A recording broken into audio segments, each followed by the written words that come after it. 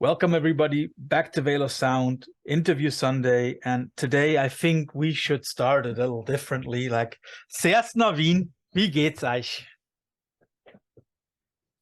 Super. So to clue it up, I'm very happy to have a band from Vienna, from not right around the corner, but Germany speaking right around the corner here on our show, Phal Angst. Thanks for being on the show, Julia. Philip, thanks for being in. Thanks for having us. Pleasure. You're welcome. So I'm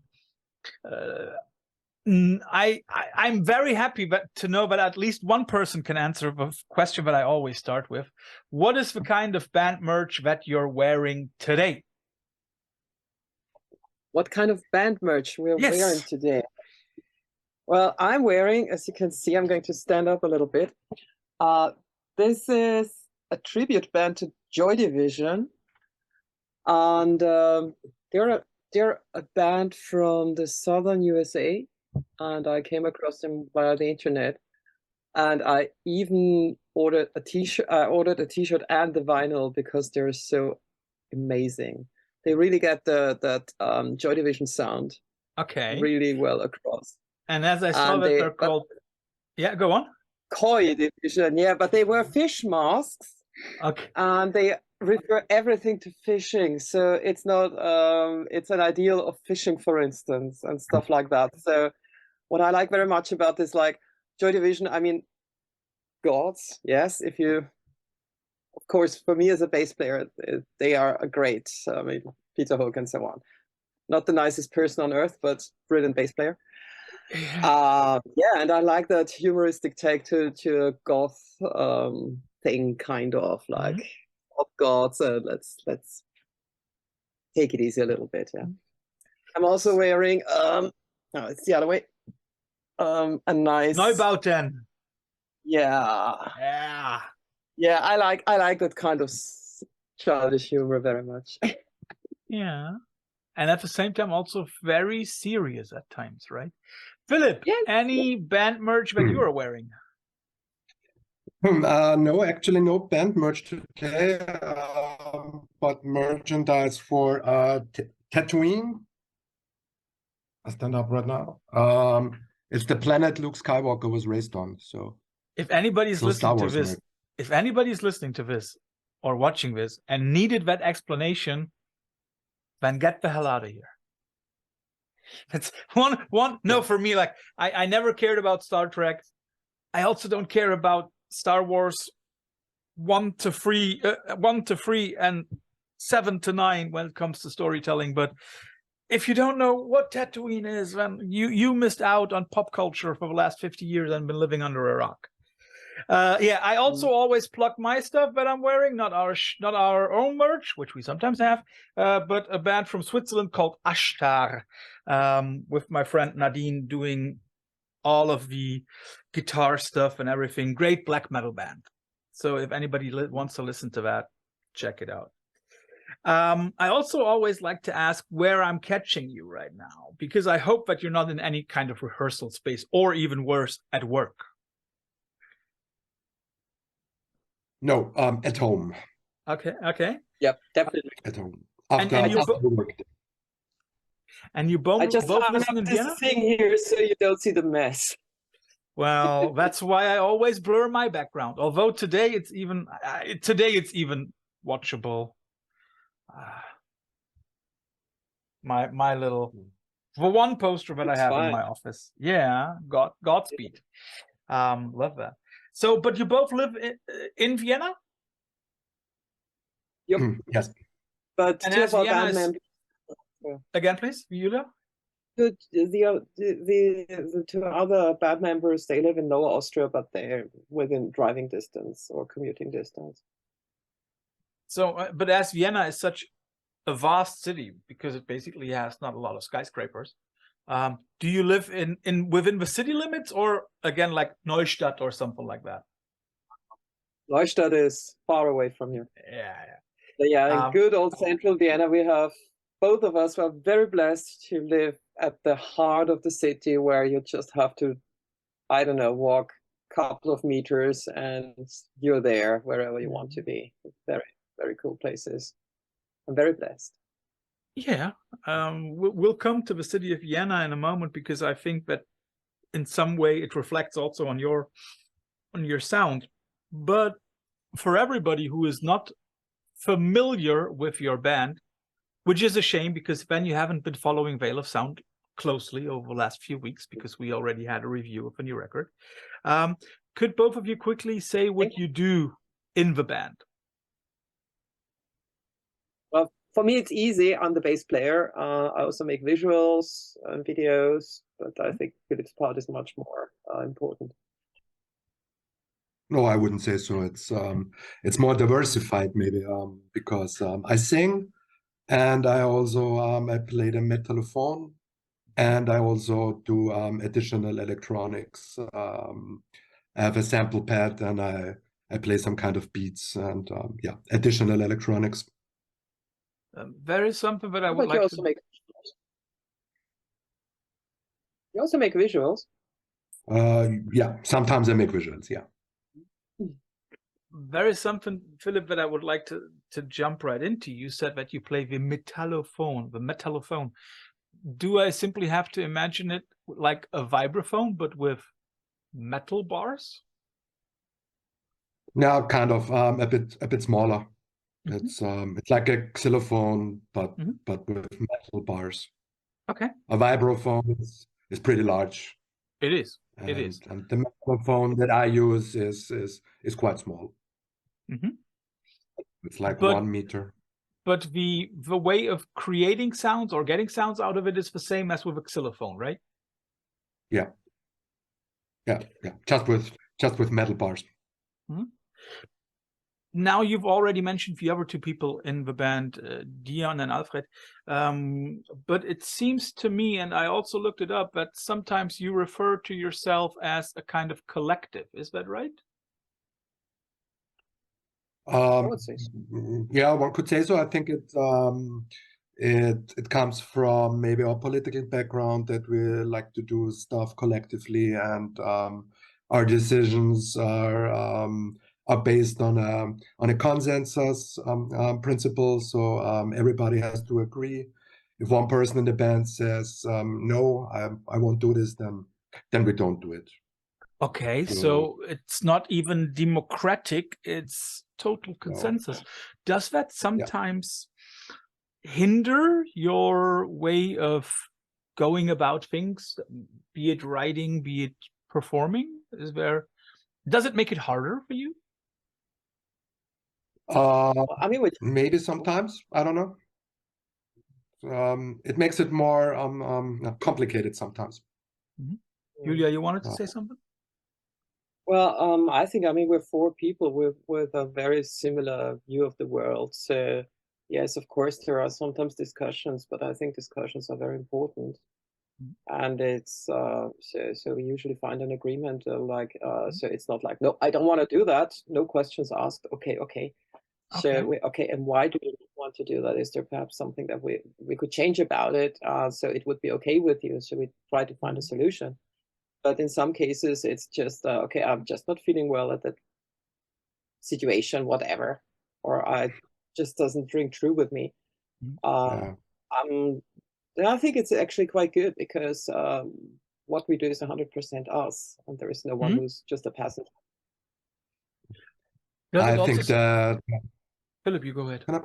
I think the most strong discussion point that we were having was about playing shows, where me personally, I didn't want to do a gig with some other bands or at some specific venue, and the other 3 members would have been okay with it.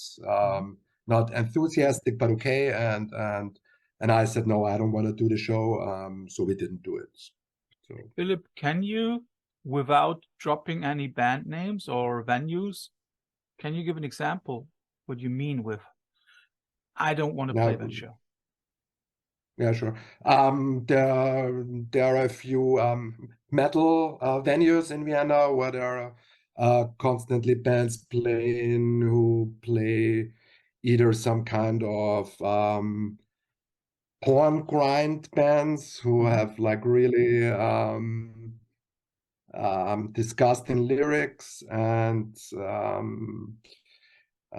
songs and lyrics fantasizing about raping women, even if they don't mean it seriously. At least that's what they always say. They don't mean it seriously, but it's just a comical version. Yeah, exactly.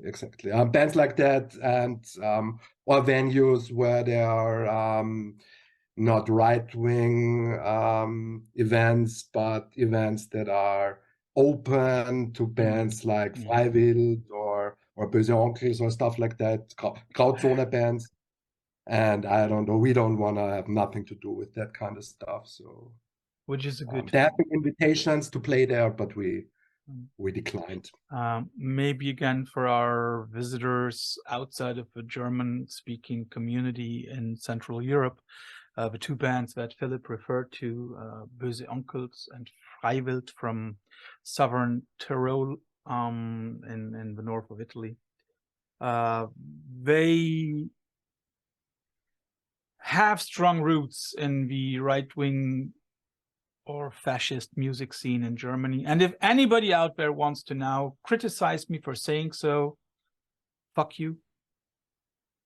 And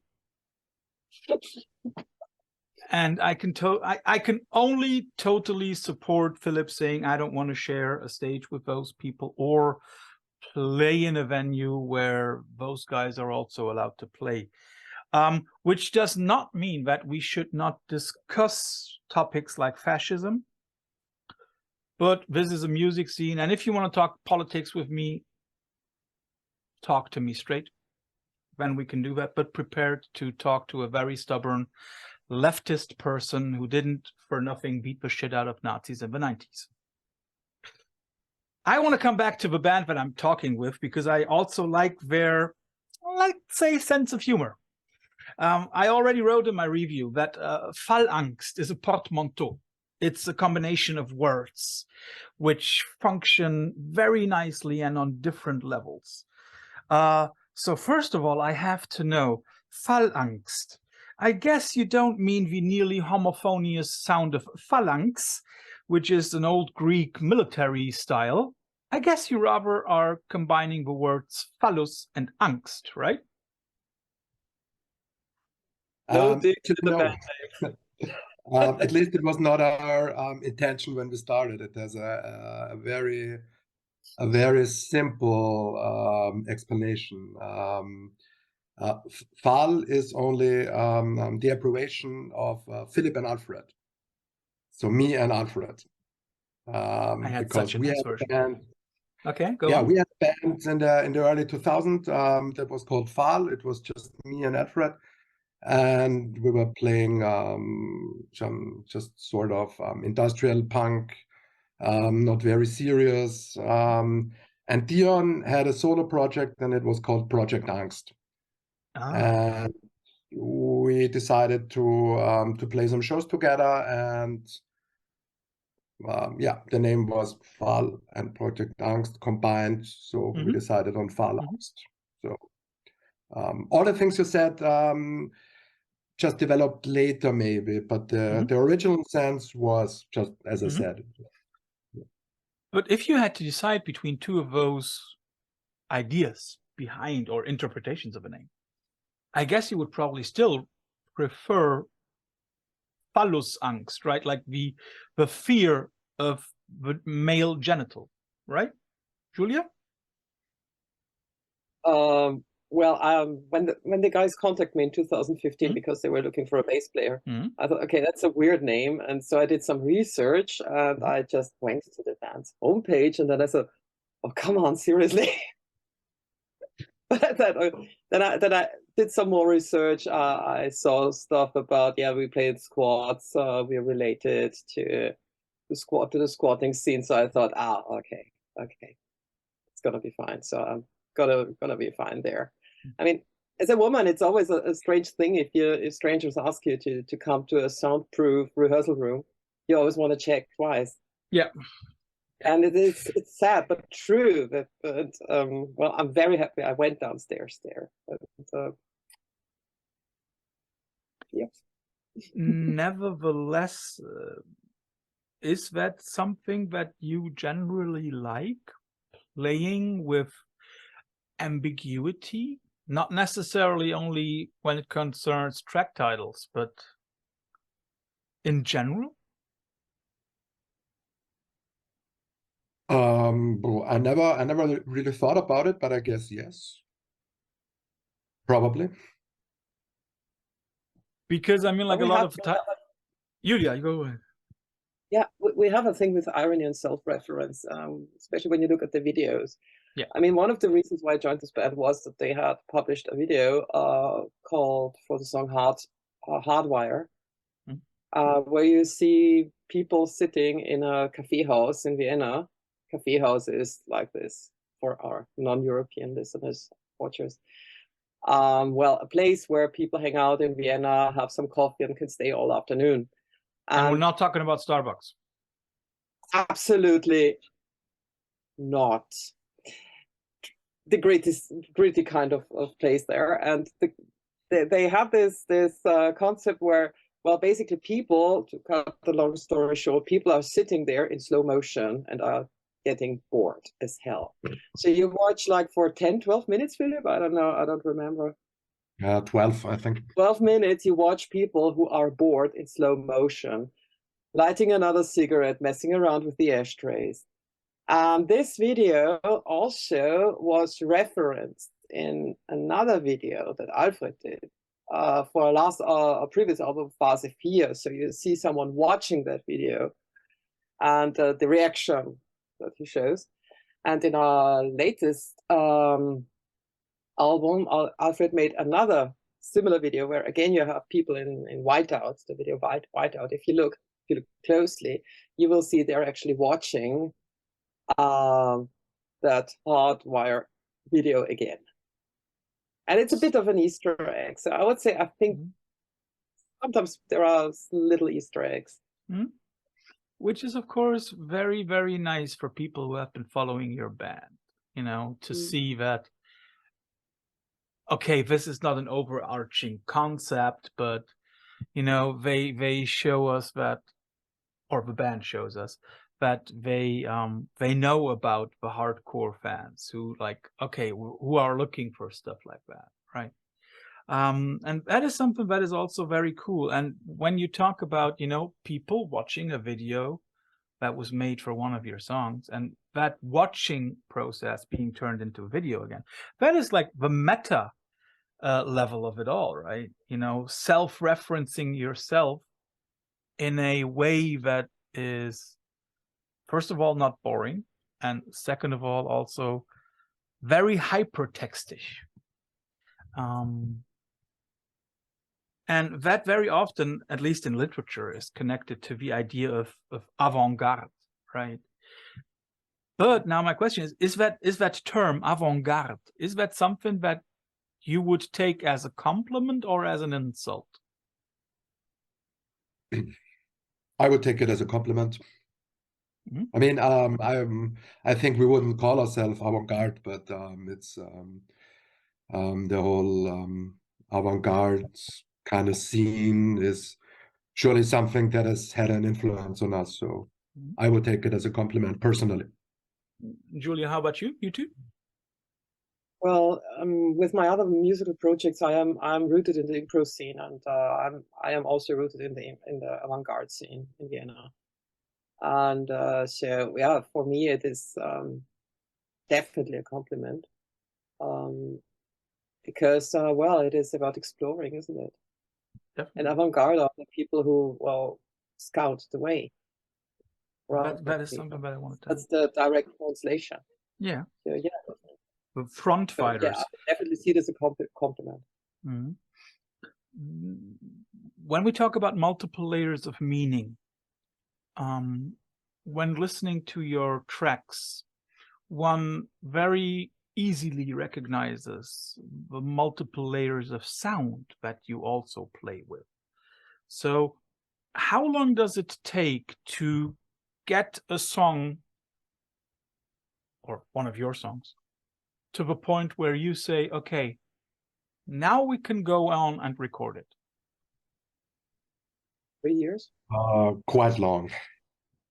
But you have to Okay. take into account that we don't rehearse every week because we have family and stuff. And then there was Corona and stuff. So, from the first, beginning, that's usually made by Dion, who brings in an idea, concept, backbone of the song, to actually studio track. I would say like 3 years.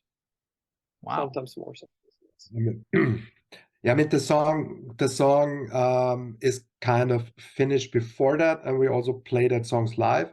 But before going to the studio, we try to think about it. And on the last album, we talked with our producer. The last two albums were produced by Alexander Vatakin, who is a friend of ours and produced the last records.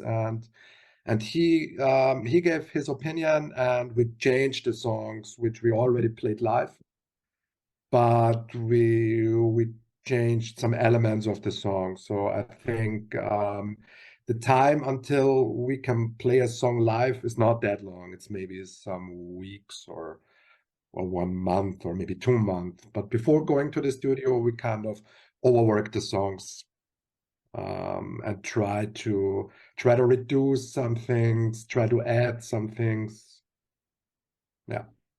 So would you rework, find better options, and so on. So would like you say that? You go ahead, Julia. Now you go ahead before I say Sorry. something. No, you go. With What a Time to Be Alive, for instance, the intro, and I'm just a bass player. Yeah, I made multiple choices and changes towards the end because okay, yeah, this works. This is okay. It sounds beautiful, but it's still not. It takes a while, and what I like very much about this project at the time is given that we do take the time for this. That we say, yeah, it's quite good, but little knobs are turned, little details are changed, and yeah, I like that we take the time for that. But it's not like okay, song finished, come on, next one. So would you say that apart from this very consensus process of songwriting, another quality feature of your way of doing it is a constant re-evaluation of the song before recording it? Yeah, sure. But once it's done, as in stuff, that then we really don't change much anymore. Yeah, because as you said, there are so many different layers of sounds, and that makes it kind of difficult to record all those layers. So before going to the studio, we have to think about if we don't want to reduce some layers so that that don't get in the way of each other, or that Dion, for example, he sometimes plays very bass-heavy synth lines, and which sometimes can get in the way with Julia's bass lines. So before going to the studio, we have to think about if Dion maybe can reduce the bass synth lines or change them, or Julia plays some of the bass lines of Dion. So because it's difficult going into the studio with so many layers upon each other. Yeah. But when you write, you said that you also basically test them on stage, right? So do you also, when you start writing, think about, okay, how can we perform this line? Not in the beginning, I would say. Well, Julia? I think the how can we play this live? I mean, this is something I think we have always in the back of our mind, because we know that we're not bringing in a string quartet. If there is a string quartet sound, then it's synthesizers. But we're not. Okay, and now we need a real trombone. So we don't even start with a real trombone, for instance. So in that way, yeah, we think of viability and makeability live. from the very start. Yeah. One quick question that struck me when I prepared the review a few weeks ago. The new record isn't on Bandcamp. How did that happen? It's because for the first time we're on a real record label. Our last records came out on our own record label, which is just some kind of vehicle for releasing our own stuff. So it's all very DIY. We come out of the DIY punk hardcore scene, so we're used to releasing our records ourselves. But now, for the first time, we're on a real record label, Noise Appeal Records, and they asked us to not release it on Bandcamp yet. It's gonna be released in a few weeks, which is cool. And you know, if anybody wants to listen to it via streaming, they will find it somewhere.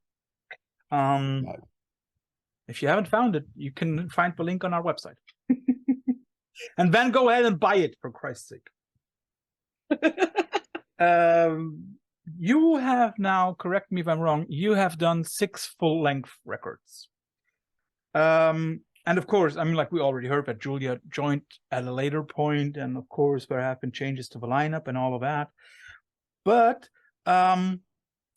have you recognized any changes in the way of sound or in the way of producing and writing over the last couple of years when you have been in this lineup, or also before? Yeah, it's 5 full-length albums. Oh, then I miscalculated. Sorry, I'm an English teacher. I don't do maths.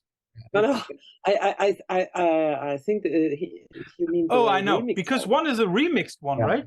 Yeah, it's 5 regular albums, 1 remix album, and 1 soundtrack. So it's, I don't know, 5.5 maybe. But getting back to the question, did you recognize any changes? Since Julia is in the lineup, in general? not well. In general, sure. Our first album, it was it's very different to the stuff we do today. It's much more raw and heavy, I would say. Maybe it's just some slow down break beats with kind of doom guitars laid over it. There's not so much sophistication. It's very different to the stuff we do today.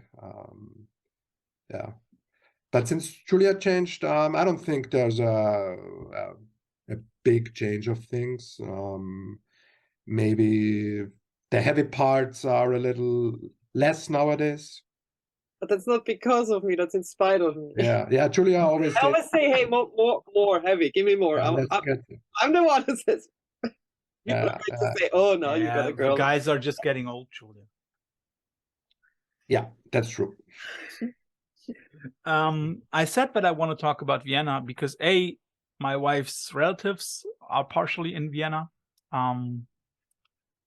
although they're not Austrian. And second of all, because I like the city a lot. And also because it's a city that nurtures my needs of morbidity. Would you agree that in a way, I mean, like when listening to your music, it always has like a certain, let's say, post-apocalyptic appeal to me. It sounds like what happens after Blade Runner. That's what Angst sometimes sounds like. Would you say that a city that is as fascinated with morbidity as Vienna is a good breeding ground for your kind of music? Yep. Yeah, sure. Definitely. I mean, the rest of Austria surely makes the mood, especially if you live somewhere in the country, especially as a female. But in Vienna, you have the options to find other people who are willing and able to turn this stuff into music. Mm-hmm. So I would say there is lots of depressing post-apo stuff all over Austria. But in Vienna, it's the place where the elements come together to turn it into music. Would you also say that it's the place where you can just simply get that done? Sorry? Would you also say that that is simply the place where one can get such things done? Because the scene is just bigger. It's easier because there are simply more people to choose from. There are more people to meet. I mean, if you live in a 25,000 people city, there is, you will be able to create a band. And if you're lucky, you will be able to create a fantastic band. It is possible. But it's definitely easier in Vienna if you find each other. But I guess that it is also easier to find those people in Vienna because, of course, you know, there are the spots where people like you hang out, or also people who are maybe into like purely electronic music, because that, I still remember in the 90s, that was what Vienna was also pretty well known for, a good electronic scene. Interestingly, at the same time, Vienna is also always very high on the list of the cities most livable. So cities with a certain quality of life. Do you think this paradox is also something that is fascinating about Vienna for you also? Well, I think Vienna is the top grumpiest city in the world, isn't it? Might be, but at the same time, a lot of people from Vienna say that they wouldn't want to live anywhere else. Yeah, absolutely. I mean, I lived in other places too during my life, and Vienna is, for me, the only thing I miss is the ocean. It would be lovely to have an ocean, yes, but well, then it wouldn't be Vienna. But yeah, I love it. Yeah. Fun fact also for the outside listeners, I don't even know if Julia or Philip know it, but the Austrian Navy, yes, there was something like that. And if I remember correctly, the last guy, because it was basically like a one-man show, who only had an office, the last guy who did that was kicked out of it, or the office was closed like 15 years ago, which is funny because Austria hasn't had an ocean anywhere close for like, what, 70 years? More than 70, 78 years now. Yeah, but they had a navy. That is also funny about the Austrians. I love them. We've already said that it's easier to find people in Vienna to play with. Would you also say it's easier to find an audience for your kind of stuff in Vienna? Yeah, I think so. I mean, I think it's always easier for us to play in big cities. Be it Berlin is also a very good city to us. Yeah. Linz, which is the third biggest city in Austria, is also always a very good place to us. So I think we're a band that works better in a large city. If we play somewhere in the countryside, it's always difficult. And in Vienna, we have a very good audience. Yeah. Would you say that it's also even easier and better for you if you play in cities which have like a leftist punk scene? Yeah, sure. Or some kind of established underground scene, be it punk hardcore, be it I don't know, goth, something like that. It's definitely easier for us. So then, does Munich work? No, not really, unfortunately. I thought so. I mean, like, I live in the state of Bavaria, but I don't have to love them. So, yeah, we played there 1 month ago in Munich, and there were like I think 17 paying audience members. So yeah, and one has to add that the guy who organized the whole thing, he did everything right. He really did put lots of work into it on social media, activated journalists, so he did everything right. So we can't say, okay, so the person who organized it messed it up. No, this guy is, wow, thank you. But it's just actually we just talked about it. Yeah, we just talked about it at our last rehearsal. That Munich is, I think it's a very difficult city for underground bands. Apart from really punk hardcore bands, there's an audience for that maybe, but for other genres, I think it's difficult in Munich. It is a hard city to play. Oh. But at the same time, I mean, like we've been talking about like the contrast between bigger cities and you know, urban versus rural, Austrian versus Germany or whatever. At the same time, you're also a band that's working very well on a global scene, because you have had remixes done by none other than, and now I have to read them off because there were 4 of them and they were really, really great. So you have Lustmord and Jarbo on doing remixes on the new album. And on the album before that, you have Will Brooks and Justin K. Broderick. So first of all, congratulations on getting those 4 people. How did those things happen? How did you get those people to do the remixes for you? We just asked them. It's that easy. Apart from Will Brooks, he was a friend with a friend of ours who unfortunately passed away. And there was some kind of personal connection to that friend of ours. But apart from that, we just asked those guys and they agreed to do it. I think on our last album, as there were already remixes by Will Brooks and Justin K. Broderick, the new guys, they saw it maybe and thought, okay, well, if those guys did it, I can do it too. And they all know each other, so I think there's been some kind of connection. It's like getting a foot in the door, right? Yeah, I think so. A question about that Jarbo remix, because maybe once again I'm stupid and didn't do my research well, but I think she remixed a track that I have not read on any of the other records. Is that just I didn't see it, or is it really that way? You mean Severance? No, she did. Didn't she do a different remix? Didn't she remix something else? Or am I just okay? It's just called differently. It's called The Tale of Severance, but she remixed Severance, which is the second track on a new album. Yeah, but then it's just the tale of Severance. And when you give those people your tracks, how open or how free are they to do whatever they want? Completely.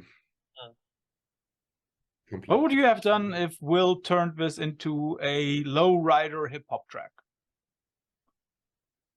I think we would have accepted it, maybe with a grudge, but I think we would have accepted it. I think one of the reasons we asked him was that it was not to be expected from him. Yeah. So he would do that. I think that's one of the reasons why we appreciate him so much. Justin K. Broderick, for example, he asked what kind of remix he should do, if he would prefer some kind of danceable track, aka JK Flash, or if we rather have like more of a Yesu kind of sound. So he asked. So either do a little bit more dubby stuff versus more ambient, right? Yeah. And we decided for the more danceable version. Yeah, which is a very interesting thing. I liked that, because when I first saw that he did a remix, I thought like, okay, now we're gonna get some good ambient remix, and then I listened to it and I was very positively surprised. I like that. We've already been talking about Severance and about the video, or about your love for videos and visuals. So the Severance video, first of all, who came up with the idea for that? It's a guy we know who plays in another band, also on Noise Appeal Records. Bates, he's the drummer for that band, and we just asked him. He makes all kinds of visuals. He's a painter, and he does all kind of art. And we asked him, and he did the whole video. He had the idea, and he just made it from start to finish. It's also interesting that he uses footage which seems to be meaningless for a lot of people, I guess, and then combines it with pictures of an atomic bomb explosion. And we've already talked about, you know, Phalanx having some kind of, you know, avant-garde idea, and also a post-apocalyptic vision, or however we want to call it. I'm lacking words right now. But do you think that we are again living in an atomic age where we have the feeling as if, you know, okay, at any point given, there is one of those guys in one of those little spooky offices who pushes a button?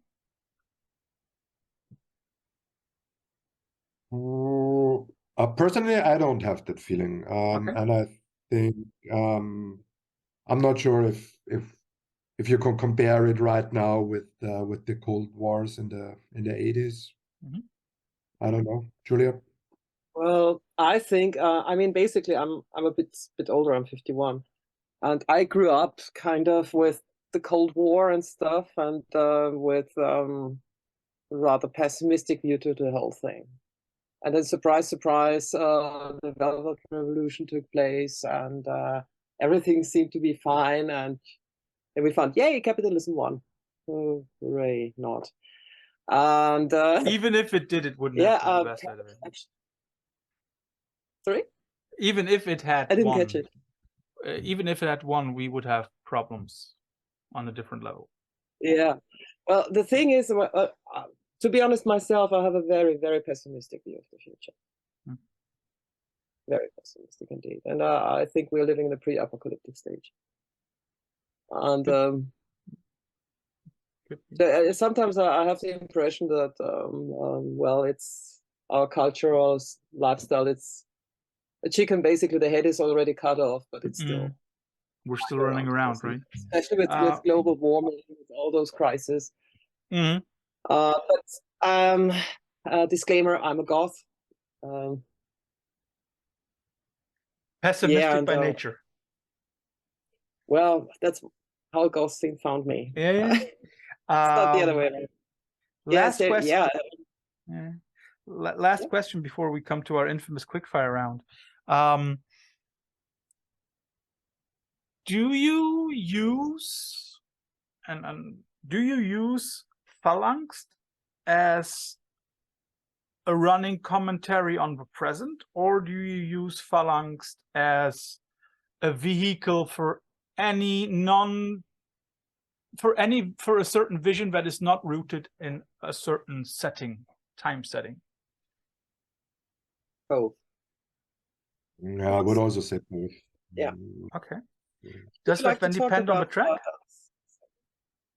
Yeah, there are some tracks with which are comments on the current situation, but there are also tracks which just deal with a very general mood or some kind of feeling which doesn't have a certain message or meaning. Maybe it's just about a feeling or a mood.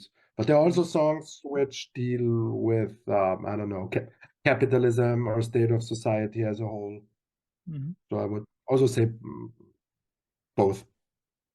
Yeah, and there was this song that we made for this sampler. Remember the one Resign Step Down? Yeah. Yeah, and that was basically something that you could shout during a rally. I mean, it was basically the stuff that you would shout. Like it was, we had a not so nice government, and when did we have the last nice government, Philip? Do you remember? I don't know if we did ever. point. Well, we had when an you joined the especially- European Union, right? Beginning Yeah. very early 2000s. The 90s were quite okay-ish, but I think since the 2000s, I remember the first black and blue government, and I had just given birth to a baby, and I'm sorry, kid. Yeah. Yep. So we always end our interviews with our quickfire round. You get two alternatives, have to choose one of them, and maybe if you want to give a short explanation why. Let's start off with something easy. Skinny Puppy versus Nizarep. Julia, you have to say. I'm not a fan of either. So. It's a tough one, actually. I mean, Skinny Puppy is, of course, brilliant.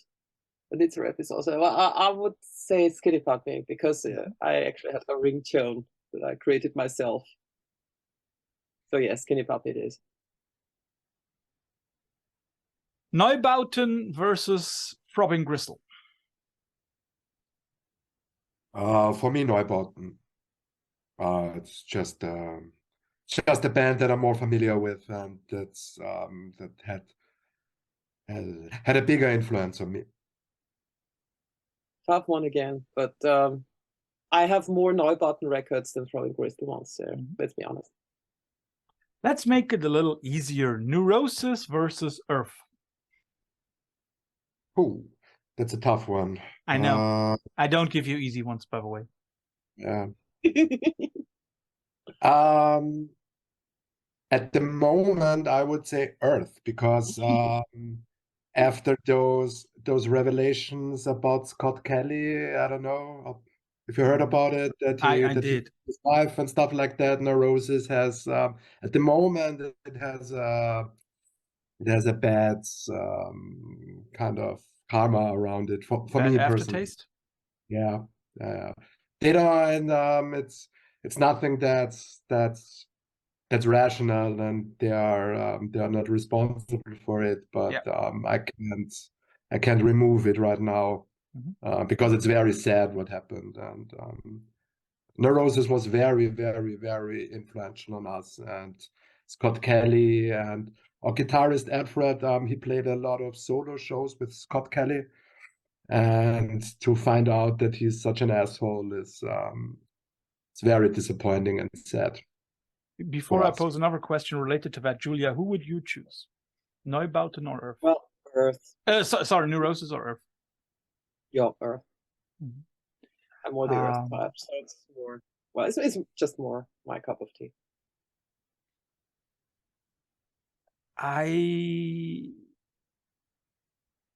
Well, first of all, I can totally understand you. Second of all, I'm very, very happy to have done a long interview with Noah. And even though we did not talk about it, it gave my heart the possibility to heal and to listen to Neurosis again. So for everybody who hasn't heard it, the interview is up on our YouTube channel, just like this one. So when you're watching this, just go ahead. Tell everybody that you're not available for the next 2 hours, because it's nearly 2 hours long, and listen to what Noah has to say. And what I liked about it was that he, in a way, with his very calm nature, was able to, for me, was able to give me the chance of disassociating this band, what was also so important to me, from what he did. So if anybody wants to look that up, maybe it'll help you cope with it. It did definitely for me.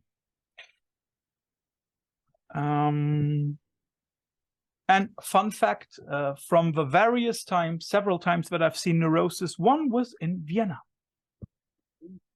Okay. I think was like, what, 7 years ago, 8 years ago, at Arena. Arena, yeah. I think I was there too. Yeah. Well, there were a few people there. Mogwai versus Godspeed You Black Emperor.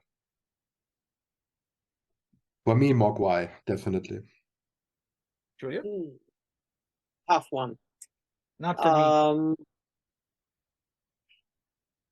I mean, Dead Flag Blues is one of the absolute. I'm lost for words. It's just incredibly brilliant.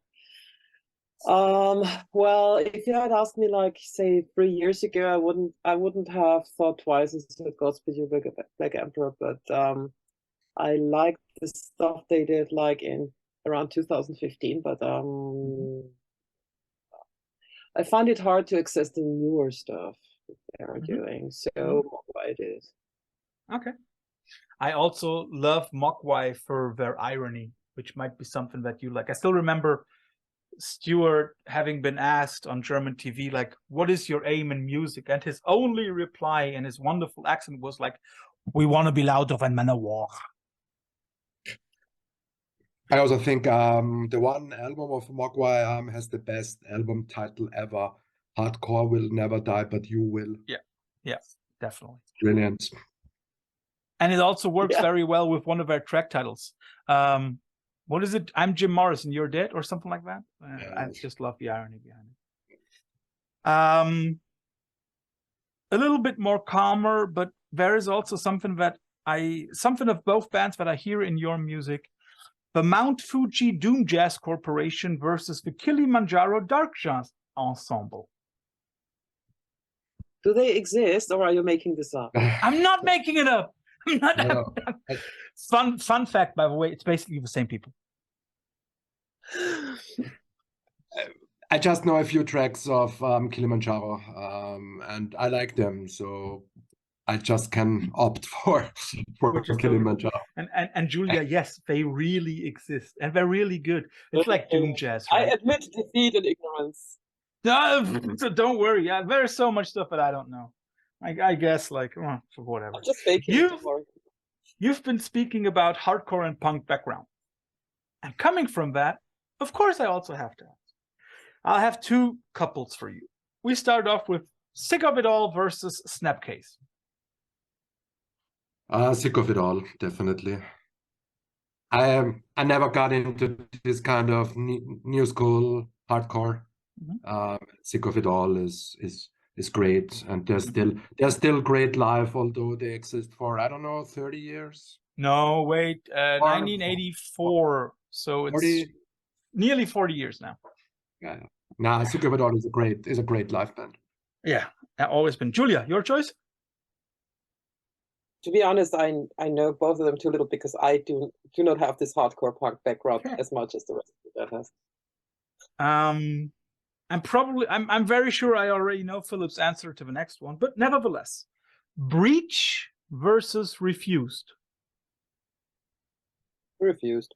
Also a tough one, but I would say Refused because of that great album, The Shape of Punk to Come. It was very, very influential. I'm not too much of a fan of Dennis, I think he's called, the singer, and his later stuff, and his all kind of demeanor. I don't like him, but this one Refused record was very, very influential. Definitely. So now something for the people in Vienna. You have to choose, and no matter if it should be vegan or not, Schnitzel versus Stelze. You have to answer, Julia. I'm vegetarian, so. I'm very sure you also get a good vegan Schnitzel at Fügelmeyer's. Yeah, but it's not that tasty. So, Julia.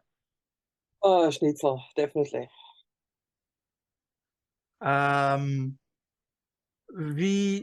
Imperial-Torte or Sachertorte?